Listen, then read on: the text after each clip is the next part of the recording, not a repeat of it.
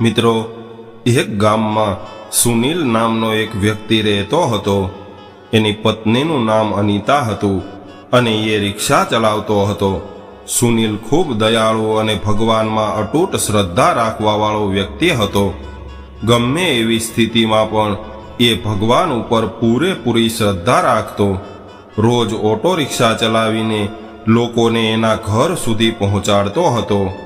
સુનિલ નાના બાળકોથી લઈને વડીલ વૃદ્ધ સુધી બધા જ લોકો સાથે ખૂબ સારું વર્તન કરતો અને એના સારા સ્વભાવના લીધે જ ઘણા બધા લોકો એને ઓળખવા લાગ્યા હતા.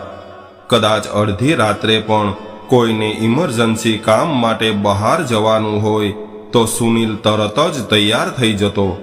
રાત્રિના સમયે પણ મહિલાઓ એકલી જ સુનિલની રિક્ષામાં કોઈ પણ ડર વગર બેસતી હતી. સુનિલને એના ગામના બધા જ લોકો પણ ખૂબ પ્રેમ આપતા હતા. સુનિલને 3 દીકરી હતી. મોટી દીકરી ચાંદની, વચલી દીકરી સલોની અને નાની દીકરી અંકિતા. સુનિલે પોતાની મોટી દીકરી ચાંદનીને 12 ધોરણ સુધી ભણાવી હતી. બાકીની બંને દીકરીઓ હજુ ભણતી હતી અને મોટી દીકરી વિવાહ લાયક થઈ એટલે સુનિલે એના વિવાહ કરવાનું નક્કી કર્યું અને ભગવાનની દયાથી એની પાસે જે કંઈ પણ હતું એ એના માટે ઘણું હતું. હવે સુનિલે પોતાની મોટી દીકરીના એક સંયુક્ત પરિવારમાં સારો છોકરો જોઈને લગ્ન કરાવવાનું નક્કી કર્યું. એના સાસરિયાના લોકોએ લગ્નની તારીખ પણ નક્કી કરી નાખી હતી અને સુનિલે પણ પોતાની દીકરીના લગ્ન કરાવવા માટે રાત દિવસ મહેનત કરીને થોડા પૈસા ભેગા કરી રાખ્યા હતા. એટલે એ પૈસાથી એણે પોતાની દીકરી માટે ઘરેણાં, કપડાં, લગ્નનો બધો જ સામાન ખરીદી લીધો હતો. સુનિલ પોતાની દીકરીના લગ્ન કરાવવા માટે ખૂબ ઉત્સાહિત હતો.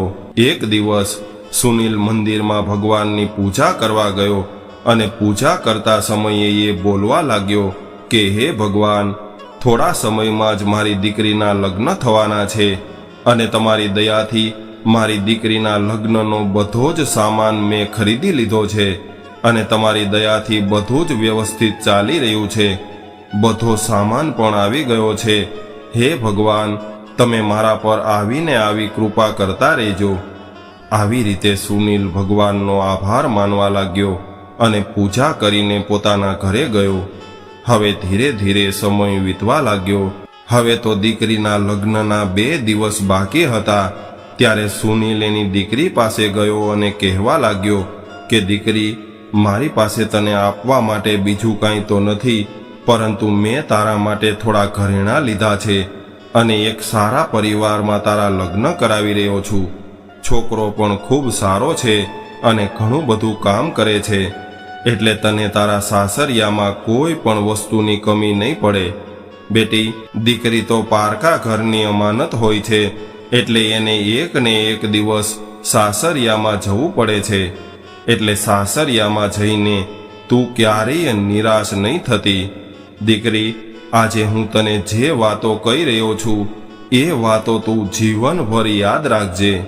તું તારા સાસરિયામાં જઈને તારા સાસુ સસરાને તારા માતા પિતા સમજીને એની સેવા કરજે અને તારા સાસરિયાના લોકો તને કોઈ પણ કામ કરવાનું કહે તો તું રાજી ખુશીથી એ કામ કરજે અને ત્યાં જઈને આપણા ઘરની પ્રતિષ્ઠાનું ધ્યાન રાખજે. કદાચ તારા સાસુ સસરા તને ક્યારેક કોઈ એવી વાત કહી દે તો તું એવું સમજી લેજે કે તને તારા માતા પિતા ઠપકો આપી રહ્યા છે.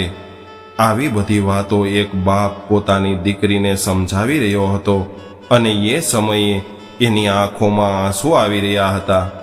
ઘરમાં લગ્નનું વાતાવરણ હતું અને ઘણા બધા સગા સંબંધીઓ આવ્યા હતા. બધા જ લોકો ખુશ હતા. હવે સાંજ પડી એટલે બધા જ મહેમાનો અને ઘરના સભ્યોએ સાથે બેસીને ભોજન કર્યું અને રાત થતાં જ બધા સૂઈ ગયા. ત્યારે અચાનક જ સુનિલના ઘરમાં ભીષણ આગ લાગી અને એનું આખું ઘર આગની લપેટમાં આવી ગયું. રાત્રે જ્યારે બધા જ લોકો ઊંઘી રહ્યા હતા ત્યારે એની નાની દીકરી અંકિતા પાણી પીવા માટે ઉઠી હતી અને એણે જોયું કે આજુબાજુમાં ફક્ત ધુમાડા હતા. એટલે એણે પોતાના માતા પિતાને જગાડ્યા. એટલે એણે જાગીને જોયું તો ઘરમાં આગ લાગી હતી. એટલે બધા જ લોકો ચિલ્લાવા લાગ્યા. બધા જ લોકો બચાવો બચાવોની બૂમ પાડી રહ્યા હતા. ત્યારે સુનિલ પાછળની બાલ્કનીમાં જઈને એક થાંભલાના સહારે બાલ્કનીમાંથી બહાર ગયો અને જેમ તેમ કરીને ઘરના બધા જ સભ્યોને બચાવી લીધા. પરંતુ આગના કારણે ઘરનો બધો જ સામાન બળીને રાખ થઈ ગયો હતો. ઘરમાં થોડીવાર પહેલા બધા જ લોકો ખુશીથી નાચી રહ્યા હતા. એ જ ઘરનું દ્રશ્ય હવે બદલાઈ ગયું હતું. બધા જ લોકોની આંખોમાં આંસુ આવવા લાગ્યા અને વિચારવા લાગ્યા કે બિચારો સુનિલ હવે શું કરશે. ત્યારે સુનિલની દીકરી ચાંદની એના પિતા પાસે આવી અને કહેવા લાગી કે પપ્પા, તમે નિરાશ નહીં થતા, તમે જરા પણ ચિંતા નહીં કરતા. કદાચ મારા નસીબમાં આવું જ લખ્યું હશે અને આવા ખરાબ સમયમાં પણ આપણે હાર નહીં માનીએ. હું તમારો દીકરો નથી તો શું થઈ ગયું, પરંતુ તમે તો અમારું દીકરાની જેમ પાલન પોષણ કર્યું છે. ત્યારે એની નાની બંને દીકરીઓ પણ ઉઠી ગઈ હતી. એટલે એ બંને પણ એના પિતાજી પાસે આવીને ઊભી રહી ગઈ અને કહેવા લાગી કે પપ્પા, અમે બધા તમારી શક્તિ છીએ. અમે ત્રણેય તમારી દીકરીઓ નહીં પરંતુ દીકરા છીએ.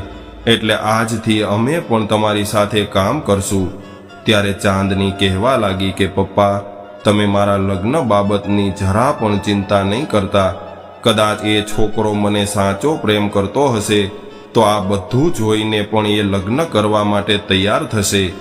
હવે તો જે કંઈ થશે એ હું આનંદથી સ્વીકાર કરી લઈશ. એટલે તમે ચિંતા ન કરતા. આવી રીતે ત્રણેય દીકરીઓએ મળીને પિતાજીને આશ્વાસન આપ્યું. અને આજુબાજુમાં ઘણા બધા લોકો એકઠા થઈ ગયા હતા અને એવું કહેવા લાગ્યા કે હવે ચાંદનીના સાસરિયાના લોકોને શું જવાબ આપશું. જેટલા લોકો આવ્યા હતા એ બધા જ લોકો શોક વ્યક્ત કરીને જતા રહ્યા.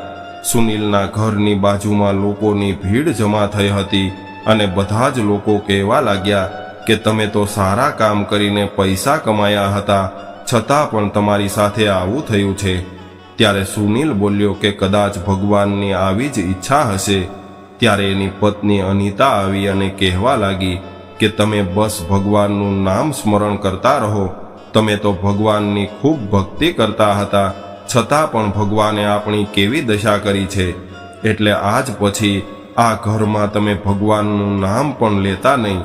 ત્યારે સુનિલ બોલ્યો કે તું તો ખૂબ સારા નસીબવાળી છો કે આટલી મોટી આગમાંથી તું જીવતી બહાર નીકળી ગઈ છો, છતાં પણ ભગવાનને દોષ શા માટે આપી રહી છો. ત્યારે જ મીડિયાવાળા પણ ત્યાં પહોંચી ગયા અને સમાચારમાં ખબર છપાઈ ગઈ કે ઓટો રિક્ષા ચાલક સુનિલના ઘરે આગ લાગી છે અને આગમાં એનું ઘર બળીને રાખ થઈ ગયું છે. સુનિલની દીકરીના લગ્નમાં હવે 2 દિવસ બાકી હતા અને સુનિલ વિચારી રહ્યો હતો કે હવે હું મારી દીકરીના લગ્ન કેવી રીતે કરાવી શકીશ. પરંતુ ગામના જેટલા લોકોએ આ ખબર સાંભળી એ બધા જ લોકો ધીરે ધીરે સુનિલના ઘરે આવવા લાગ્યા અને સુનિલને મદદ કરવા લાગ્યા. હવે સુનિલને ઓળખવાવાળા બધા જ લોકો એની ઘરે આવીને એને મદદ કરવા લાગ્યા હતા. હવે તો સુનિલનું ઘર ઘણી બધી નવી વસ્તુઓથી ભરાવા લાગ્યું હતું અને લોકોની મદદથી એની પાસે ઘણા બધા પૈસા ભેગા થઈ ગયા હતા. સાંજ સુધીમાં તો સુનિલના ઘરમાં પહેલા હતો એના કરતાં પણ ડબલ સામાન ભેગો થઈ ગયો. અને આ બધું જોઈને સુનિલને તો પોતાની આંખો પર વિશ્વાસ નહોતો થઈ રહ્યો, કેમ કે હજુ રાત્રે તો એનું ઘર બળીને રાખ થઈ ગયું હતું. પરંતુ એક દિવસની અંદર લોકોએ મદદ કરીને એનું ઘર પાછું હતું એવું ને એવું બનાવી દીધું હતું. અને હવે સુનિલ પાસે એટલા પૈસા ભેગા થઈ ગયા હતા કે એ પોતાની દીકરીના ખૂબ ધામધૂમથી લગ્ન કરાવી શકે. ત્યારબાદ સુનિલે પોતાની દીકરીના લગ્ન ખૂબ ધામધૂમથી કરાવી દીધા. ત્યારે લોકો અંદરો અંદર વાતો કરી રહ્યા હતા કે સુનિલ એક સાચા દિલનો માણસ છે અને સાચા મનવાળા માણસોને ભગવાન જરૂર મદદ કરે છે. આજે ભગવાનનો આવો ચમત્કાર જોઈને બધા જ લોકોની ભગવાન પ્રત્યે શ્રદ્ધા વધી ગઈ હતી અને ભગવાન જે કંઈ પણ કરે છે એ બધું જ સારા માટે કરે છે. ત્યારે રિક્ષા ચાલક સુનિલની પત્ની બોલી કે મને માફ કરી દો, ગુસ્સામાં આવીને મેં ભગવાનને ન કહેવાના શબ્દો કહી દીધા હતા, પરંતુ હવે મને સમજાઈ ગયું છે કે ભગવાન જે કરે એ સારા માટે જ કરે છે. ત્યારે એની ત્રણેય દીકરીઓ હસતી હસતી મા તરફ જોવા લાગી. થોડી વાર બાદ જે ઘરમાં બધા જ લોકો રડી રહ્યા હતા એ ઘર અત્યારે ખૂબ ખુશીઓથી ભરાઈ ગયું હતું. મિત્રો, ભગવાન સાચા દિલવાળા લોકોની કઠિન પરીક્ષા લેવામાં પણ કોઈ કસર નથી છોડતા અને ભગવાનની કસોટી સમયે સુનિલ અને એની દીકરીઓએ એકબીજાનો સાથ આપ્યો, પરંતુ ભગવાન પ્રત્યેનો વિશ્વાસ ડગમગાવા ન દીધો અને એનું ફળ આજે ભગવાને એને આપ્યું હતું. તો મિત્રો, આપણે સાચા મનથી સારા કર્મો કરતા રહેવા જોઈએ. ફળની ઈચ્છા કરીએ કે ન કરીએ, પરંતુ સંકટ સમય આવે ત્યારે સારા કર્મોનું ફળ જરૂર મળે છે. અને જ્યારે ભગવાન આપણી મદદ કરવા લાગે છે તો એવી રીતે મદદ કરે છે જ્યાં આપણી બુદ્ધિ નથી પહોંચી શકતી.